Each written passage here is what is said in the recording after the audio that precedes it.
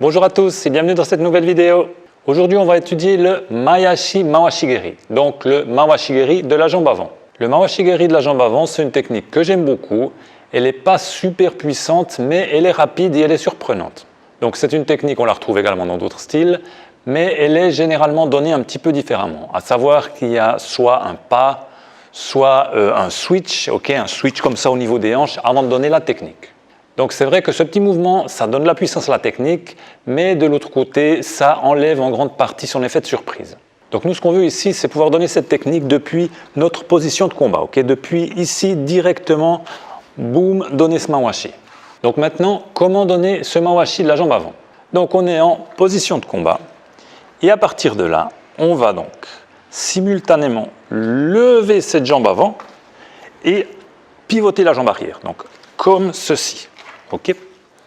Donc, on lève la jambe avant, pivote la jambe arrière, et au moment de donner son coup, on va mettre une légère impulsion large. Pas grand-chose, ok? C'est juste un petit bam, un petit coup de la hanche pour ajouter un petit peu de puissance au coup. Maintenant, un point important. Lorsque vous donnez votre coup, imaginez que donc voilà, vous êtes sur cette ligne, ok? Vous êtes sur cette ligne. Et votre adversaire se trouve, il se trouve ici sur la même ligne. Donc, vous voulez le frapper au flanc. Admettons, vous voulez le frapper au flanc. Donc, depuis ici, vous allez donc tourner cette jambe arrière, lever cette jambe avant comme ceci. Et faites attention à une chose. Donc, si votre adversaire est sur la ligne, votre genou doit traverser cette ligne. Il ne faut pas qu'il s'arrête ici. Il ne faut pas qu'il s'arrête sur la ligne. Pourquoi? Parce que depuis ici, si vous tendez la jambe, vous allez juste, en fin de course, vous allez toucher votre adversaire. Donc il y aura juste un léger coup fouetté comme ça, mais qui ne fera aucun dégât. Et nous, ce n'est pas ce qu'on veut. Nous, ce qu'on veut ici, c'est rentrer dans l'art de l'adversaire. Donc, à partir de cette position de combat, on lève et, comme vous le constatez, le genou, il est derrière la ligne ici. Donc, on lève et on étend la jambe donc, qui va arriver jusqu'ici. On lève et on frappe, ce qui veut dire que si vous faites ça, le coup va arriver, va toucher votre adversaire alors que vous serez encore en plein élan. Donc, pour que ce coup de pied conserve son effet de surprise, qui constitue un petit peu l'intérêt de la technique, il faut pouvoir lever cette jambe rapidement. Si vous devez incliner votre corps vers l'arrière pour difficilement lever la jambe, ça ne va pas le faire. Donc, il faut avoir cette dextérité nécessaire pour de là pouvoir, immédiatement lever et frapper. Maintenant, comment travailler ça? On va déjà commencer par travailler ce mouvement-là, le mouvement se lever de genoux de face. Donc ce mouvement-là, il va vous servir pas uniquement pour votre Mawashigeri, mais pour toutes vos techniques de jambes. Donc le Maegeri, bien évidemment, on va lever le genou avant de frapper, le Izageri, etc. Donc lorsque vous effectuez ce mouvement, pensez déjà, faites-le avec les mains en haut, donc pour travailler votre garde, vous habituez à avoir votre garde en haut. Et à partir de là, on va donner un coup sec comme ça vers le haut. Imaginez que vos pieds sont collés au sol, avec de la glu, avec de la colle. Donc depuis ici, vous devez vraiment tirer d'un coup sec pour pouvoir décoller ses pieds. Maintenant, une autre chose qui est très très bien pour travailler l'explosivité de ce mouvement, c'est de rajouter du poids. Donc à la maison, moi j'ai de ces poids là qu'on attache autour des chevilles. Là, je ne les ai pas pris avec moi. Sinon, en karaté traditionnel d'Okinawa, on utilise beaucoup les tetsu geta. Donc les geta, c'est ces sandales traditionnelles japonaises. Tetsu, c'est en fer. Donc les tetsu geta, c'est ces sandales en fer qu'on utilise justement pour l'entraînement, qui sont plus lourdes que les sandales normales. Ici, j'en ai pas non plus, donc c'est pas grave, je vais trouver autre chose. En l'occurrence, je vais faire ça avec un kettlebell. Ça va très bien aller. Donc là, moi j'ai le kettlebell, mais regardez à la maison ce que vous trouvez. Si vous n'avez pas de kettlebell, peut-être que vous avez des élastiques, les élastibands, là, ça va très bien également. Sinon, vous pouvez trouver une vieille paire de chaussures que vous allez lester, bref, vous êtes grand, je vous laisse vous débrouiller. Donc à partir de là, on va faire le même mouvement, Vous mettez juste le pied comme ça, et on va tirer comme ceci vers le haut, en faisant attention que le kettlebell ne s'envole pas, et on va y aller comme ça, toujours la garde bien en haut. Pensez à une chose, faites attention à ne pas faire ça. Ok, penchez le corps vers le haut. Comme ici, on soulève un poids, on va avoir tendance à compenser avec le reste du corps. Donc ici, ce n'est pas ce qu'on veut. C'est vraiment cette partie, c'est la hanche qui travaille. Donc on se concentre bien, on lève bien, on tend bien les abdominaux, on garde ce corps droit et hop, on effectue ce mouvement correctement. Voilà, donc vous travaillez les deux côtés, 10, 15, 20 répétitions, 4, 5, 10 séries de chaque côté. Ensuite, on va travailler ce mouvement de hanche, ce lever de hanche au niveau latéral. Okay. Donc, vous trouvez un mur, vous vous appuyez voilà, contre un mur comme ceci, et de là, vous effectuez le mouvement. Donc, vous tournez le pied arrière et vous levez cette hanche comme ceci en vous aidant du mur et vous tenez le coup quelques secondes. N'oubliez pas quand vous faites ça, comme je l'ai dit avant, habituez-vous à déjà avoir le genou derrière cette fameuse ligne qui vous relie avec votre adversaire, ok? Soyez pas comme ça, ok? Restez comme ça, le genou déjà un petit peu de ce côté. Vous restez comme ça, voilà, comme je dis, 10, 15, 20 secondes et vous changez ensuite de jambe. Même chose, je tourne bien ce pied arrière, je lève bien cette hanche, le genou est derrière cette ligne et je reste comme ça quelques secondes. Ok, maintenant on va bien entendu travailler ce coup de pied sur un sac de frappe. Donc, commencez de manière très simple.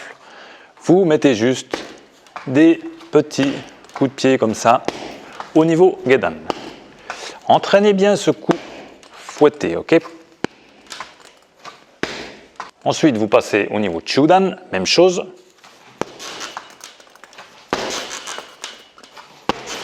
Toujours depuis cette position de garde, toujours les mains en haut. Il y a juste, donc, comme je montrais avant, cette rotation de la jambe arrière, ce petit coup de hanche qui accompagne le coup fouetté. Ensuite, on continue, Jodan, ok? Faites quelques séries comme ça, au niveau de Jodan également. Maintenant, étape suivante, on complique un petit peu la chose et on va mettre Pam, Gedan, Pam, Chudan, ok? Gedan, Chudan, Gedan, Chudan. Ensuite, on continue, toujours dans le même registre, Gedan, Jodan, Gedan, Jodan, Gedan, Jodan. Ensuite, Chudan, Jodan, Chudan, Jodan, Chudan, Jodan. Vous faites ça d'une jambe, vous changez ensuite de jambe, ok? On switch de garde et c'est reparti. Pam, pam. On en met quelques-uns ici, Chudan.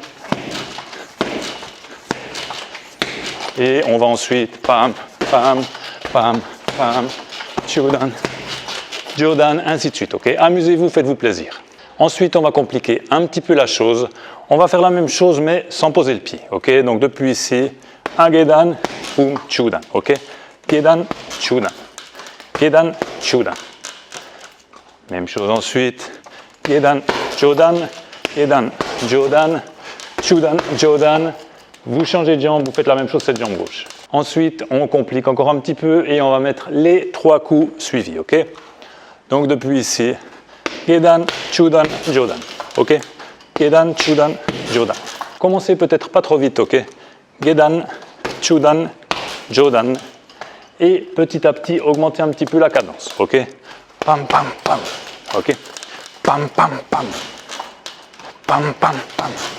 Travaillez cette vitesse un petit peu pour justement travailler l'explosivité de ce lever de hanche. Et voilà, donc à partir de là, amusez-vous, jouez avec ce sac. Il n'y a pas besoin que ça soit super scolaire, ok? Changez de jambe, changez de vitesse, changez de hauteur, voilà, amusez-vous, faites-vous plaisir.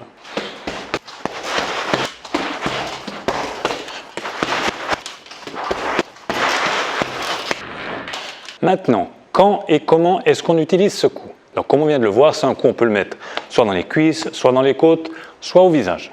Donc, concernant le Mawashi Gedan, ne vous attendez pas à mettre quelqu'un KO juste avec cette technique. Si vous avez un combattant bien entraîné en face de vous, il en faudrait vraiment des dizaines avant que ça commence à avoir de l'effet. Par contre, c'est un coup qui est très bien pour distraire votre adversaire. Ok, si vous enchaînez comme ça, pam, vous en mettez quelques-uns, dans la jambe de votre adversaire, ça risque d'attirer son attention sur la jambe. En plus, je veux dire, quand on fait du sparring, on n'aime pas se faire toucher, ok? Si vous faites ça quelques fois, ça risque de titiller l'orgueil du combattant de votre adversaire, ok? Du coup, il va perdre sa concentration, ça va l'irriter, et c'est là que vous en profitez pour justement, après quelques-uns comme ça, vous frappez, pam, et vous montez immédiatement au visage. Ce mawashi au niveau Chudan, il fait déjà plus mal. Par contre, c'est pas facile de le placer. Pourquoi? Parce que votre adversaire il va être en garde, donc il y a énormément de chances que vous mangiez son coude. Okay? Donc placer ce coup au niveau de Chudan, c'est pas impossible, mais je vous suggère déjà d'essayer de créer une ouverture au niveau des côtes. Okay? Par exemple, soit en effectuant des attaques hautes de manière à que votre adversaire il se protège comme ça et qu'il ouvre, ou alors vous le prenez au moment où il attaque. Okay? Votre adversaire attaque ici, au moment où il lève la main, là voilà, boum, vous avez le champ libre pour frapper. Par contre, ce coup de pied au niveau Jodan, voilà, même s'il n'est pas très puissant, ça suffit largement s'il est bien fouetté, que ce soit au niveau de la tempe ou de la mâchoire, ça suffit largement pour mettre son homme KO. Maintenant, il faut avoir le bon timing pour pouvoir rentrer ce coup. Là où je trouve que ça marche le mieux, c'est au moment où votre adversaire démarre. Ok, mais ça, c'est vraiment un timing à choper. Vous êtes en face de votre adversaire et c'est vraiment au moment où il part, bam, vous lui collez ce coup de pied. Si vous levez votre jambe trop tôt, ben vous allez dévoiler votre technique, donc votre adversaire ne va pas bouger.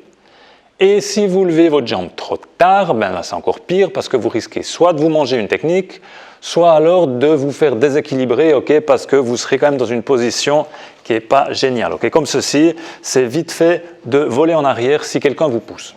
Donc ce timing-là, il est vraiment à travailler. Donc ce que je vous suggère de faire, c'est avant de commencer un sparring, mettez-vous déjà en tête que vous allez devoir effectuer cette technique. Donc vous vous obligez à faire la technique minimum une fois, minimum 2 fois ou minimum une fois de chaque jambe pendant les combats. Ça, c'est une manière de faire qui est valable pour toutes les techniques. Okay? S'il y a une technique nouvelle ou une technique que vous ne maîtrisez pas bien, que vous vouliez améliorer, il faut vraiment vous forcer à la faire. Okay? Si vous ne vous mettez pas en tête que cette technique doit sortir, ben, elle ne sortira pas toute seule, naturellement. Okay? Vu que justement c'est quelque chose qui vous pose problème ou alors c'est une technique que vous ne connaissez pas. Sinon, c'est une technique qu'on peut placer aussi en milieu ou en fin de combinaison. Okay? Moi, personnellement, j'aime bien la placer, par exemple, après une feinte au niveau de Huraken. Okay? Vous êtes là, vous feintez le Huraken et immédiatement, pam, derrière. Okay? Pam, pam. C'est vraiment... Le Huraken fait que votre adversaire va juste légèrement bouger normalement du côté du Huraken et juste laisser une légère ouverture dont vous pourrez tirer profit. Mais là aussi, il faut être rapide, ok? C'est pas hop, je regarde et je frappe. C'est vraiment dans la foulée, je frappe, boum. Sinon, une autre manière que j'utilise souvent, c'est de le mettre après un Mawashi Gedan de la jambe arrière, ok? Donc, boum, vous mettez votre Mawashi Gedan, boum. Vous en mettez peut-être quelques-uns. Là aussi, l'idée, c'est vraiment d'attirer l'attention de votre adversaire sur cette jambe. Donc, je vais te détruire la jambe. Et là, je pose derrière et boum, je mets un mawashi de cette jambe avant en espérant que mon adversaire pense que je vais lui mettre un mawashi de l'autre jambe en bas.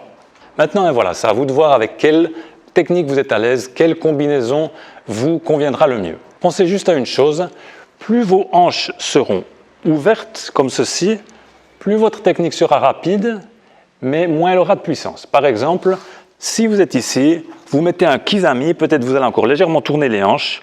De là, vous êtes en position idéale pour frapper directement. Okay? Vous n'avez plus qu'à lever cette jambe et frapper. Okay? De là, c'est rapide. Par contre, vous n'avez que ce coup fouetté au bout. Okay? Depuis ici, les hanches, l'impulsion des hanches, elle est quasi nulle. Par contre, si vous êtes en kizami, vous frappez en kizami comme ça, les hanches, elles sont complètement fermées. Donc, pour pouvoir donner ce coup de pied, je vais devoir ramener ici, revenir dans cette position pour pouvoir frapper. Donc, c'est plus lent. Depuis ici, vous avez tout ce chemin à parcourir, mais ça ajoute de la puissance à la technique. Okay? Depuis ici, vous avez tout cet élan qui va donner une impulsion supplémentaire, donc votre technique sera plus puissante, mais comme je l'explique, elle est quand même plus lente que si vous avez qu'à lever la jambe depuis ici. Okay? Encore une dernière chose, cette vidéo elle est tournée fin avril, donc j'imagine que la grande majorité d'entre vous est encore confinés ou semi-confinés. Les dojos sont fermés, les salles de sport sont fermées, tout est encore fermé.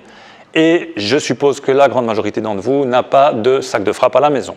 Si vous n'avez pas de sac de frappe à la maison, ce n'est pas dramatique. Commencez déjà par travailler ce mouvement sur n'importe quoi, sur un mur, ok? Maintenant, dans le cas du mur, bien entendu, vous allez mettre aucun impact, ok? De manière à ne pas vous péter le pied et à ne pas péter votre mur. Donc vous y allez tout lentement comme ça, très gentiment, sans aucun impact, ok? Pam, pam, pam, pam, de manière à quand même travailler le mouvement. Et voilà, l'impact, vous le travaillerez à la réouverture de votre dojo. Voilà, c'est tout pour cette vidéo, j'espère qu'elle vous a plu. Si c'est le cas, n'hésitez pas à la liker, à la partager, à vous abonner à ma chaîne et on se retrouve bientôt dans une prochaine vidéo. A plus, ciao!